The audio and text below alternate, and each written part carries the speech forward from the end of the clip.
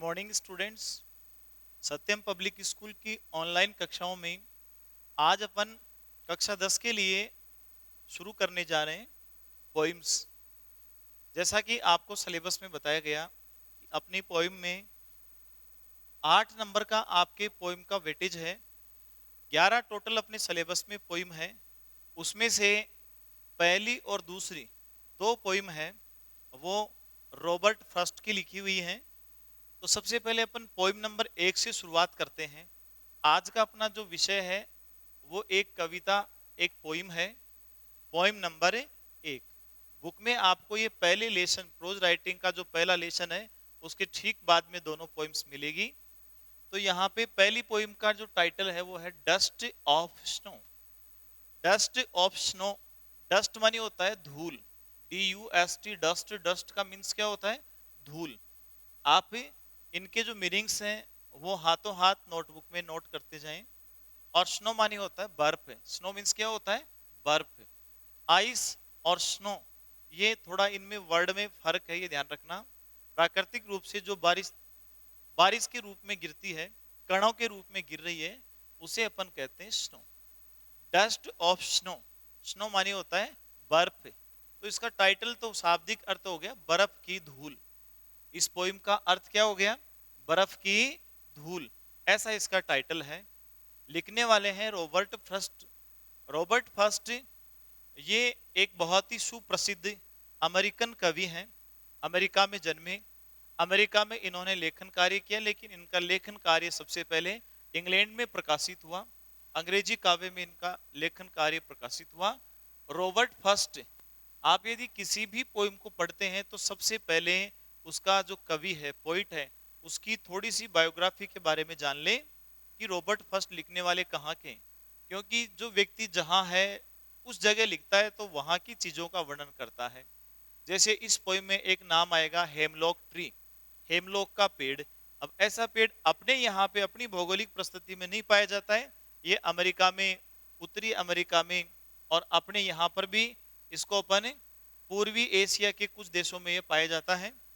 तो ऐसे कुछ चीजें जिनके नाम वो वहां के उस पोएम में शामिल करता है, उनको समझने में आसानी रहती है।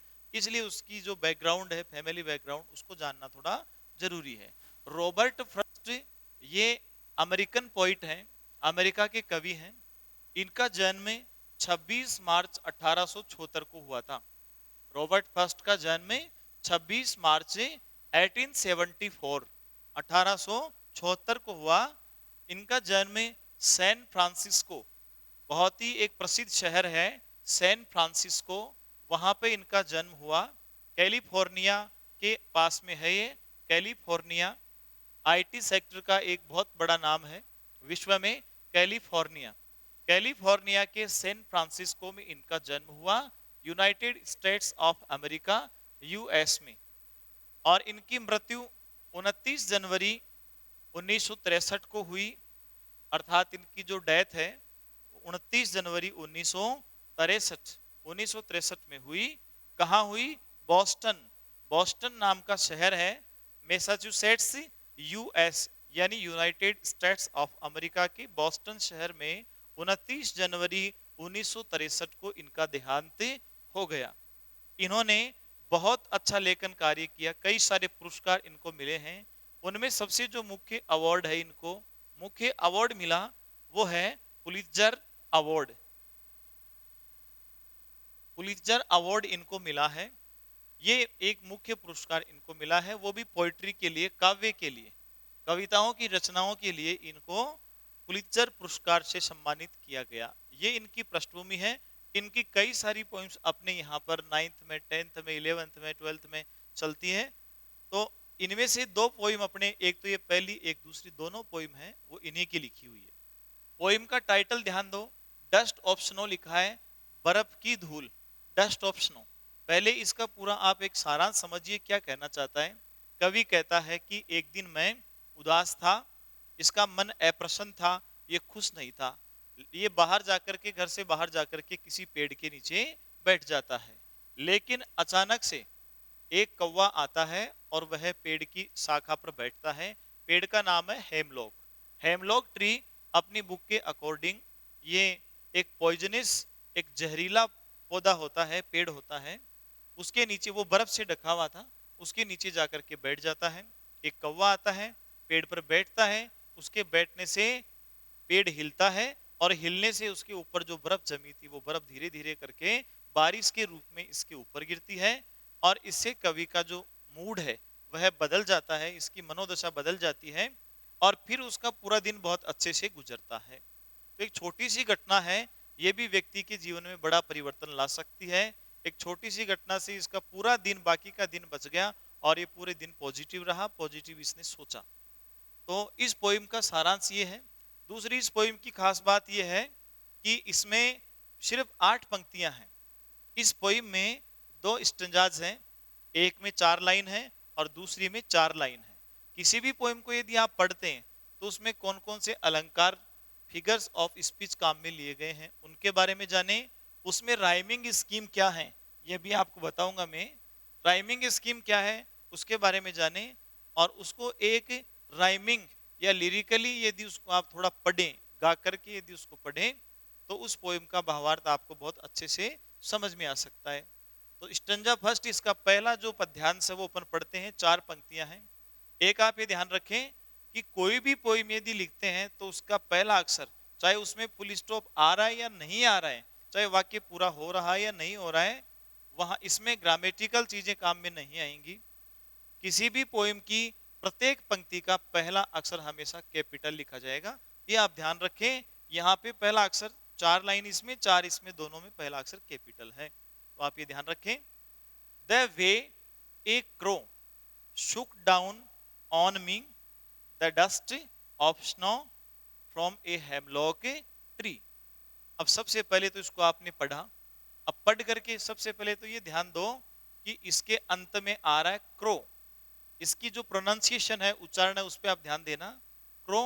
तो यहाँ पे इसको राइमिंग स्कीम में अपन एक चीज इसको अंकित कर देंगे, ए।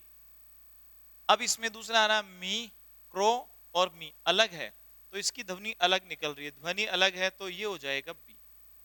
अर्थात पहली लाइन से दूसरी लाइन की राइमिंग तुकांत, अंत में अंतिम शब्द की ध्वनि यदि डिफरेंट है तो फिर उसमें राइमिंग स्कीम अगला अक्षर जुड़ जाएगा बी, फिर भी अलग है तो अगला जुड़ जाएगा सी।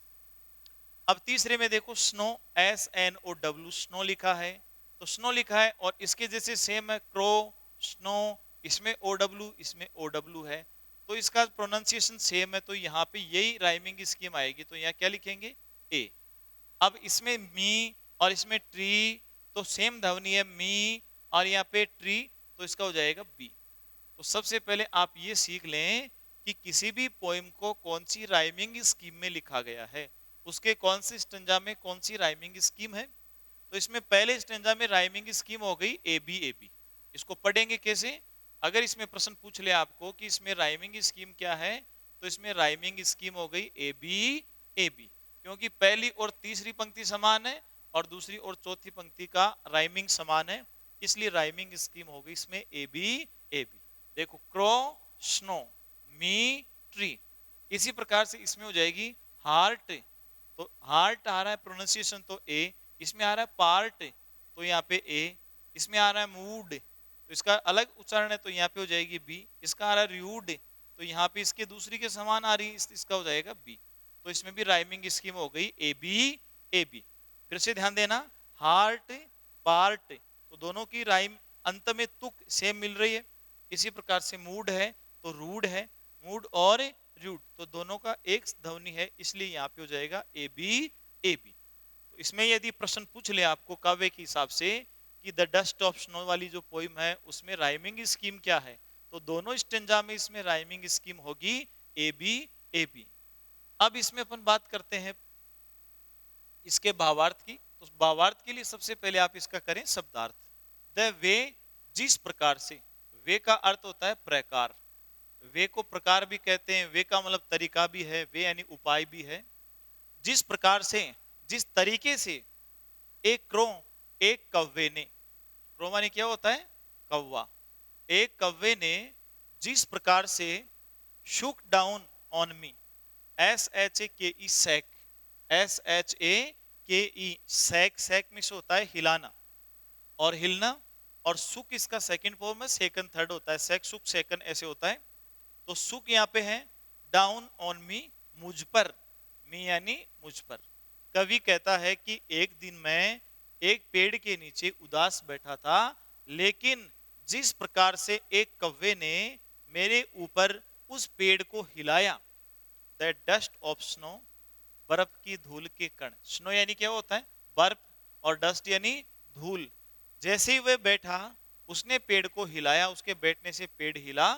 उसके बाद में बर्फ की जो डस्ट थी वह गिरी इसके ऊपर, फ्रॉम यानी से, ए हेमलॉक ट्री, एक हेमलॉक ट्री से, अर्थात एक हेमलॉक के पेड़ से। TRW, ट्री मीन्स क्या होता है, पेड़, वृक्ष। हेमलॉक ये पेड़ है, इसके बारे में अभी आपको बताया गया। ये एक जहरीला पेड़ होता है और इसके सफेद रंग के फूल आते हैं। उत्तरी अमेरिका में ये अधिक पाया जाता है, बाकी भी विश्व के कई भागों में पाया जाता है। हेमलॉक ट्री बर्फ से ढका हुआ था। अब इसका पूरे का भावार्थ समझे, कवि क्या कहता है। कवि कहता है, रॉबर्ट फर्स्ट कहता है कि एक दिन मेरी मनोदशा यानी इसका मूड खराब था, ये घर से बाहर गया, एक पेड़ के नीचे बैठा। पेड़ किसका था, हेमलॉक, ये याद रखना, पेड़ यहाँ पे हेमलॉक था। हेमलॉक पेड़ के नीचे जाकर के बैठ गया। तब क्या हुआ, मैं हेमलॉक पेड़ के नीचे बैठा था, तभी एक कव्वे ने जिस प्रकार से आकर के उस पेड़ की डालियों को, शाखाओं को हिलाया, उससे मेरे ऊपर बर्फ की धूल के कण गिरे, उससे बर्फ झड़झड़ करके उसके ऊपर गिरी, ऐसा एक कहता है। उससे गिरने, अब यहां पर ध्यान देना, इसमें अचानक से परिवर्तन हो रहा है इस स्टैंजा भी और इसके भाव में भी। जैसे ही इसके ऊपर बर्फ के कण गिरते हैं, क्या होता है, इसका मूड बदलता है। हैज गिवन, उसने दिया है, गिव मींस क्या होता है, देना। हैज गिवन, दिया है, माई हार्ट, मेरे हृदय को, माई एंड मेरा, हार्ट यानी हृदय, दिल, मेरे मन को, ए चेंज, एक परिवर्तन, चेंज मन क्या होता है, परिवर्तन, बदलाव, बदलना, ऑफ मूड, मूड को, मूड का मतलब है मानसिक दशा, मानसिक स्थिति, मनोदशा, मन की स्थिति, मन है स्थिति, मूड उसे कहते हैं। तो उसने, उसके बर्फ के कणों के गिराने ने मेरे मूड को बदल दिया। Has given my heart A change of mood, मेरे मन में, मेरे दिल में, मेरे मूड को पूरी तरह से चेंज कर दिया, बदल दिया। एंड सेव्ड, और उसने बचा लिया, एंड यानी और, सेव यानी बचाना, और उसने बचा लिया, सम पार्ट, कुछ भाग, सम यानी कुछ और पार्ट यानी भाग, ऑफ ए डे, एक दिन का। अर्थात एक दिन के 2-4 घंटे ये खराब कर चुका था अपनी मनोदशा खराब होने के कारण, लेकिन जैसे ही इसका पॉजिटिव थिंकिंग हुई और जैसे इसकी मनोदशा ठीक हुई, मूड में परिवर्तन आया, बाकी दिन इसका अच्छा बीता। इसलिए कह रहा है कि उसने, उस कव्वे ने उस पेड़ की डाली को हिला करके मेरा शेष दिन बचा लिया। आई हैड र्यूड, जो मैंने पश्चाताप करके बर्बाद कर दिया था। र्यू का मतलब होता है पश्चाताप करना, दुख प्रकट करना, रिग्रेट करना। रिग्रेट करके, पश्चाताप करके मैंने जिसको बर्बाद कर दिया था, नष्ट कर दिया था, उस दिन को उसने शेष बचे हुए भाग को बचा लिया। ये तो इसके शाब्दिक अर्थ हैं। जो भी इसके मीनिंग्स हैं उनको आप नोट करें और नोट करके याद करें। अब एक बार संक्षेप में इसका भावार्थ भी आप समझ लीजिए क्या कहना चाहता है। इसमें से क्या आएगा, ये 4 लाइन आएगी, 2 प्रश्न आएंगे, 2 प्रश्नों के उत्तर, या ये 4 लाइन आएगी और इनमें 2 प्रश्न आएंगे, उन प्रश्नों के उत्तर इसी में से आपको लिखने हैं। तो पोइम का एक बार भावार्थ समझने का प्रयास करें। कवि कहता है कि एक दिन मैं हेमलोक वृक्ष के नीचे बैठा था, तभी एक कौवा वहां पर आता है और जिस प्रकार से उसने पेड़ को हिलाया, उससे मेरे ऊपर बर्फ की धूल के कण गिरते हैं और उससे मेरे मूड में परिवर्तन आता है। और इसने, इस कव्वे ने, has given my heart A change of mood, इसने मेरे मूड में एक परिवर्तन ला दिया, मेरा हृदय बदला, मेरा मन बदला। और उसके बाद में it saved, and saved some part, और इसने कुछ भाग को बचा लिया। सेव्ड यानी बचाया, सम यानी कुछ, पार्ट यानी भाग, ऑफ ए डे, एक दिन का, और मेरा जो शेष दिन था उसके कुछ पार्ट को इसने बचा लिया। एंड आई हैड ड्यूड, जिसको कि मैं पश्चाताप करके, दुख प्रकट करके बर्बाद कर चुका था। तो इस पोएम को आप लिखें, इसको पढ़ें, समझें, इसका भावार्थ करें और इसके मीनिंग्स आप नोटबुक में नोट करके लिखें। अगली जो इसी कवि की लिखी हुई पोएम है, इसके नेक्स्ट आगे बुक में भी नेक्स्ट पेज पे आपको मिलेगी, वो है ice and fire. Ice and fire का मतलब है बर्फ और आग। तो वो जो पोइम है वो अपन कल अगली कक्षा में पढ़ने वाले हैं, नेक्स्ट क्लास में।